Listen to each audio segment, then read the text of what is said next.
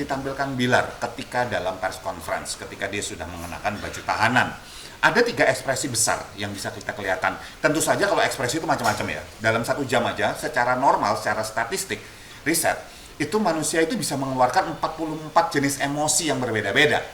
Apalagi ini ada sebuah momen ketika ada event cukup besar, ketika dia sudah pakai baju tahanan, dihadapkan ke publik, wah emosinya pasti jelas mengalami surge itu lonjakan gitu ya. Dan ini ada 3 yang saya perhatikan, ada 3 emosi besar yang sangat terlihat dalam porsi ketika Bilar berada di depan teman-teman media press conference ditampilkan oleh pihak kepolisian. Emosi besar pertama adalah ketika baru dibuka gini, set gitu maskernya baru dibuka, dia kemudian mengelap bibir dengan lidahnya gini. Gitu. Dan ini terjadi nggak cuma sekali loh. Ada terjadi lagi, itu adalah penanda stres. Terus kemudian juga ngelihat ke samping gini, balik kayak gini, neguk ludah gitu. Itu stres. Itu stress cues namanya. Penanda stres. Kenapa stres? Stres itu biasanya terjadi ketika ada jeda, ada gap, ada selisih antara ekspektasi, harapan sama realitas di sini. Nah, maksudnya gimana? Ekspektasi seorang pelaku tindak kekerasan dalam rumah tangga, kekerasan domestik, adalah bahwa dia terus bisa melakukan hobinya tadi, itu perlakuannya terhadap korbannya, tapi lolos dari konsekuensi yang harus tanda petik dia bayar, karena dia melakukan intimidasi pada korbannya. Dan Lesti, buat saya, hebat. Hormat saya buat Lesti dalam hal ini, dia mampu melakukan sebuah tindakan tegas dengan melaporkan. Kan jadi beda nih urusan. Harapan dia adalah Lesti nurut-nurut aja, nunduk-nunduk aja, dia bisa kendaliin Lesti. Ternyata enggak, bos. Lestinya ngelawan gitu. Gap ini, selisih ini kita sebut dengan stres nih yang ngisi. Itu satu. Yang kedua, emosi yang tampil berikutnya adalah marah. Ketika dia geleng-geleng kepala, terus dia ngelihat ke arah samping, balik lagi, bibirnya sini tuh menegang ini, menipis. Ya, sementara ini posisinya seperti alis tuh eyebrows, alis itu tengah itu membuat kerutan di sini, sedikit kerutan di sini. Ya. Gini, itu marah. Kenapa seseorang marah? Kalau kita secara universal, marah itu disebabkan karena orang ini merasa ada gap antara dia dan keadilan. Artinya diperlakukan tidak adil. Terus kemudian muncul sebuah pemikiran, Mas, kan ini pelaku, Mas, gitu. Dia dong yang harusnya nggak melakukan dengan adil kepada Lesti gitu. Loh, tunggu dulu, bos. Adil itu ada adil secara hukum formal, adil secara ketuhanan gitu ya. Nah, ini yang tahu ya Tuhan sama malaikat gitu ya. Sama adil secara persepsi. Jadi saya berhak untuk merasa tidak diperlakukan adil misalnya oleh bos saya, oleh pemerintah, oleh teman saya gitu. Tapi belum tentu saya beneran tidak diperlakukan dengan adil oleh bos atau pemerintah atau teman loh. Belum tentu.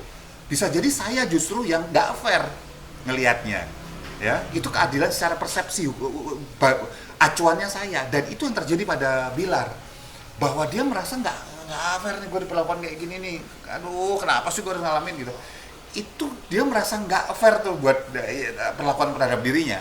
Walaupun kalau kita bicara hukum formal ya akan menentukan nanti pengadilan yang menentukan bahwa kemudian dia melakukan tindakan kekerasan dan penganiayaan. Ya, jadi sekali lagi marah itu kelihatan. Jadi tadi penandanya. Yang ketiga adalah dia takut.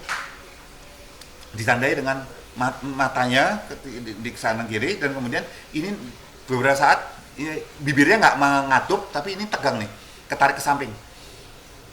Terus kayak gini. Terus dia kayak mau nangis gitu ekspresinya.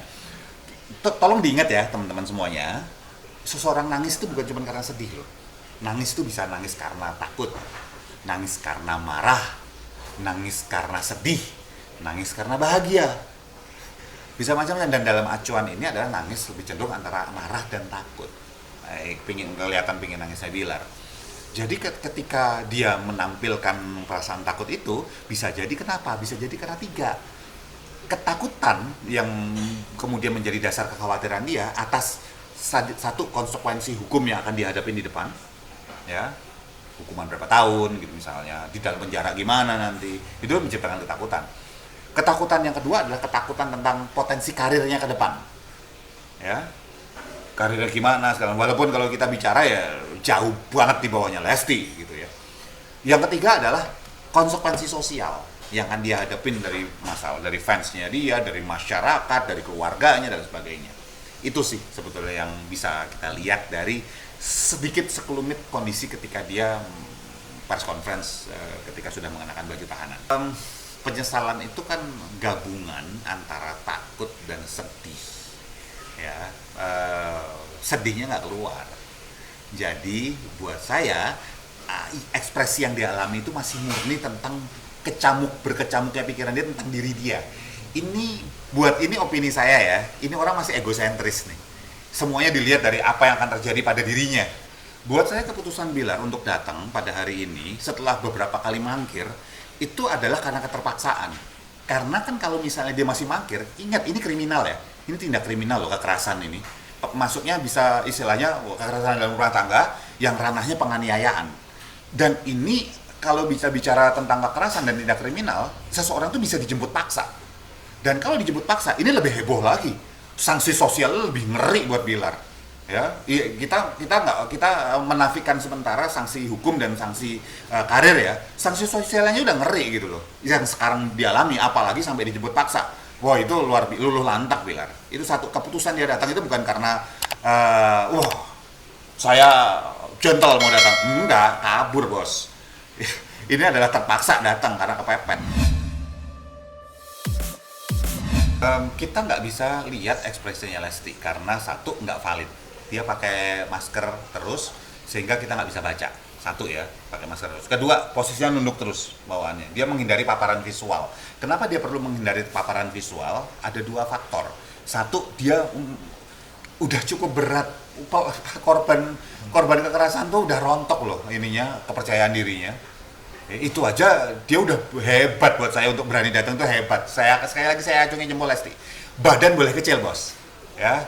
Nyali gede nih ya. Ini anak satu ini keren, harus saya acungin 2 jempol buat Lesti. Ya, badan kecil, nyali naga nih. Ya. Tapi tetap aja kondisi psikologisnya tetap berlaku bahwa korban itu takut, gemeter istilahnya gitu loh. Itu aja sudah menjadi penjelasan kenapa dia nunduk. Ya, menghindari terpengaruh kanan kiri depan belakang atas bawah istilahnya gitu. Kedua, dia nggak mau kelihatan orang ekspresi dia gimana, apakah dia nangis kah, apakah dia takut atau sedih. Ada orang-orang nggak nyaman ekspresinya kebaca. Jadi itu menghindari paparan visual. Yang jelas dia sudah melakukan sebuah hal yang berani untuk menghadapi, untuk konfront datang ke situ. Pelaku kekerasan akan melakukan sebuah pola yang sama, manipulasi. Dia akan menyesal atau pura-pura menyesal, dia akan minta maaf atau pura-pura minta maaf, dan kemudian dia akan baik-baikin. Sudah banyak pelaku kekerasan begitu berhadapan dengan korbannya takut gitu, traumanya masih ada, dia bisa sanggup nyium kaki, meluk, bahkan sujud gitu segala macam untuk minta maaf, menyatakan menyesal, dan kemudian baik-baikin. Bisa, dan itu banyak yang luluh loh ya. Luluh dan terulang lagi. Jadi maksud saya tidak ada pelaku yang takut pada korbannya. Lesti hebat, baru yang pertama nih, nggak perlu yang kedua atau ketiga, sudah selesai. Ya, laporan dia. Kalau dia meneruskan laporan yang nggak cabut itu laporan, artinya dia pahlawan buat semua orang, bukan cuma Indonesia. Kita batasi Indonesia lah ya, Indonesia. Laki-laki maupun perempuan yang menjadi korban para pelaku kekerasan tersebut. Jadi ini efek jangka panjangnya lebih ngeri daripada cuman sakit fisik. Jadi istilahnya gini, kalau ada istilah simpelnya, digambarnya di sini, sakitnya di sini, dan itu nggak berhenti dalam waktu singkat.